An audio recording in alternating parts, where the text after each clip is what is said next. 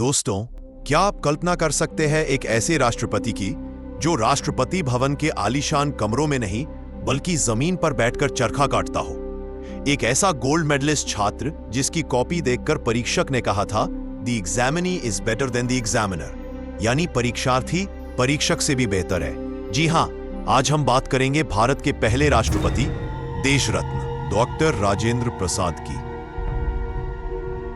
एक ऐसी कहानी जो बिहार के एक छोटे से गांव से शुरू होकर देश के सर्वोच्च शिखर तक पहुंची। कहानी शुरू होती है 3 दिसंबर 1884 को बिहार के सिवान जिले के जीरादेई गांव में। एक कायस्थ परिवार में नन्हे राजेंद्र का जन्म हुआ। उनके पिता महादेव सहाय संस्कृत और फारसी के विद्वान थे और मां तमलेश्वरी देवी ने उन्हें बचपन से ही रामायण की कहानियां सुनाकर बड़े संस्कार दिए। राजेंद्र बाबू पढ़ाई में इतने तेज थे कि उन्होंने वकालत में मास्टर्स किया और गोल्ड मेडल जीता। एक वकील के तौर पर उनका करियर बहुत शानदार चल रहा था। पैसा और शोहरत दोनों उनके पास थी, लेकिन फिर कुछ ऐसा हुआ जिसने सब बदल दिया। 1917 जब महात्मा गांधी चंपारण आए तो राजेंद्र बाबू उनसे मिले। बापू की सादगी ने उन पर ऐसा जादू किया कि उन्होंने अपनी चलती हुई वकालत छोड़ दी और देश की आजादी की आग में कूद पड़े। चंपारण सत्याग्रह हो, नमक सत्याग्रह हो या भारत छोड़ो आंदोलन, राजेंद्र बाबू ने लाठियां खाईं, कई बार जेल गए, लेकिन देश सेवा का रास्ता नहीं छोड़ा। जब देश आजाद होने वाला था तो सबसे बड़ा सवाल था, देश का कानून कैसा होगा। यह जिम्मेदारी दी गई डॉक्टर राजेंद्र प्रसाद को।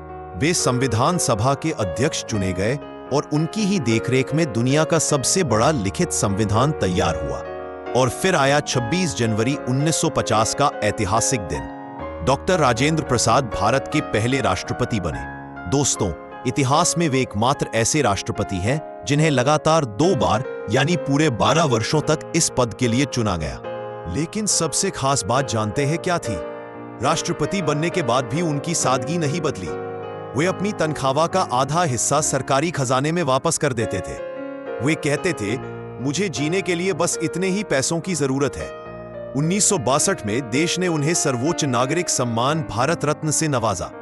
उन्होंने अपने जीवन के आखिरी पल पटना के सदाकत आश्रम में बेहद सादगी से बिताए। डॉ. राजेंद्र प्रसाद का जीवन हमें सिखाता है कि पद कितना भी बड़ा हो जाए, इंसान को अपने पैर हमेशा जमीन पर रखने चाहिए। उनकी प्रतिभा और त्याग को हमारा शत शत नमन। जय हिंद।